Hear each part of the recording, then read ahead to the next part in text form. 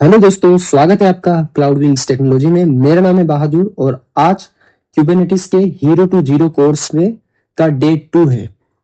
तो चलिए दोस्तों शुरू करते हैं आज की वीडियो। सो इस वीडियो में आप समझोगे क्यूबरनेटिस का आर्किटेक्चर और इसके component. Let step by step. So Kubernetes क्या होता है? क्यूबरनेटिस कंटेनर ऑर्केस्ट्रेशन सॉफ्टवेयर है जो कि क्लस्टर आर्किटेक्चर को फॉलो करता है। क्लस्टर आर्किटेक्चर का मतलब क्या है? इसमें मास्टर नोड होगी, वर्कर नोड होगी, जैसे कि आप यहाँ पे देख पा रहे हैं। ये इसका मास्टर नोड है और बाकी बचे हुए वर्कर नोड है। ठीक है, तो इस कुबरनेटिस का जो कंट्रोल प्लेन है, इसके अंदर इसके कुछ कंपोनेंट्स हैं और हर वर्कर नोड के पास अपने कुछ कंपोनेंट्स होते हैं। अगर आपने इन कंपोनेंट्स को अच्छे से समझ लिया तो आपको क्यूबरनेटिस का आर्किटेक्चर समझ में आ जाएगा। और गाइस, इंटरव्यू में आपसे सबसे ज्यादा पूछे जाने वाला सवाल यही है कि what is the architecture of the Kubernetes? Can you explain that? अगर आप इसको एक्सप्लेन कर देंगे, definitely interviewer will be happy with you. तो चलिए शुरू करते हैं इसको थोड़ा समझना। तो आप क्यूबरनेटिस का जो कंट्रोल प्लेन होता है, ये क्यूबरनेटिस का ब्रेन होता है। ठीक है, ये होता है ब्रेन। और जो वर्कर नोड्स होते हैं, यहाँ पे हमारी एक्चुअल एप्लीकेशन रन कर रही होती है। तो बीइंग ए डेवऑप्स इंजीनियर, आपको क्यूबरनेटिस के कंट्रोल प्लेन से इंटरेक्ट करना होता है। तो उसके आपके पास दो तरीके हैं। पहला यूजर इंटरफेस, दूसरा क्यूब सीटीएल। तो ये यूआई जो है, ये आपको कह सकते हैं कि ये एक डैशबोर्ड हो सकता है। ये आपको थर्ड पार्टी के द्वारा प्रोवाइड किया जाता है, जहां से आप क्यूबरनेटिस को मैनेज करते हो। ठीक। दूसरा है क्यूबसीटीएल।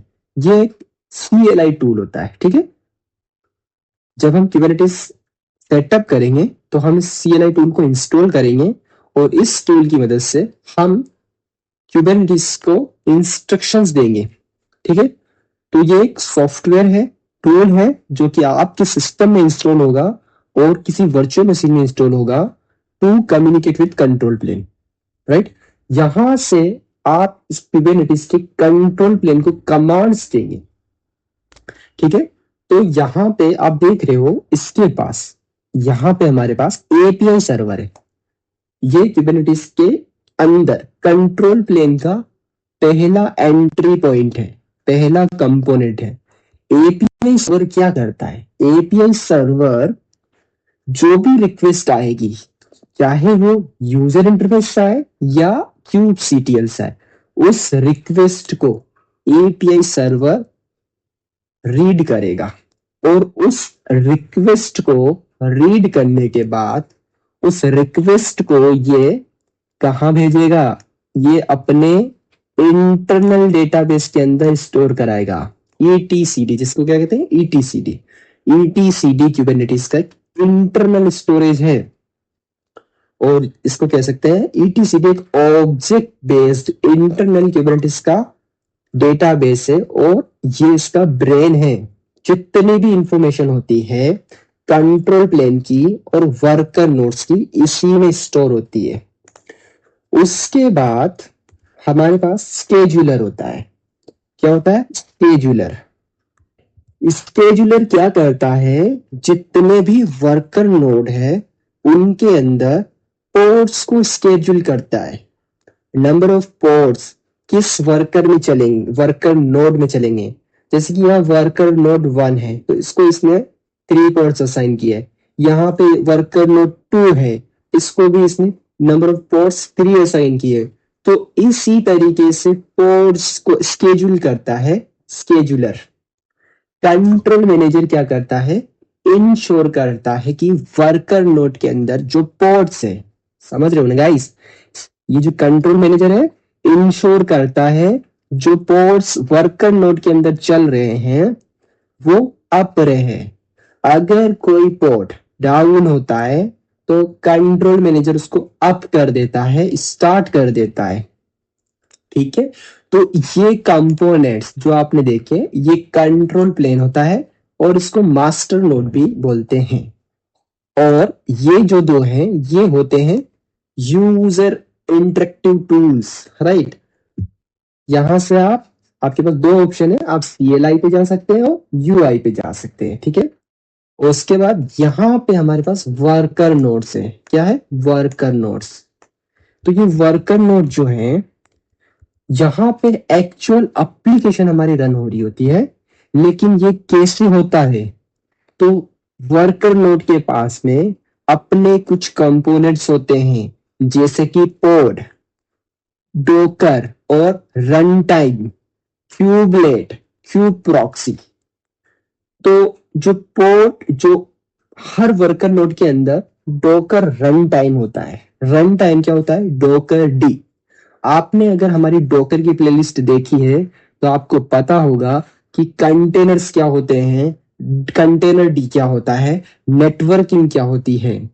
वहां पे हमने हर एक चीज को डिस्कस किया है। तो इस वर्कर नोड में रन टाइम चाहिए। क्यों चाहिए? कंटेनर को स्टार्ट करने के लिए। To start container we need a run time. So हर वर्कर नोड में डोकर रन टाइम होता है। इसका काम होता है कंटेनर को क्रिएट करना, स्टार्ट करना, ओवरऑल मैनेज करना।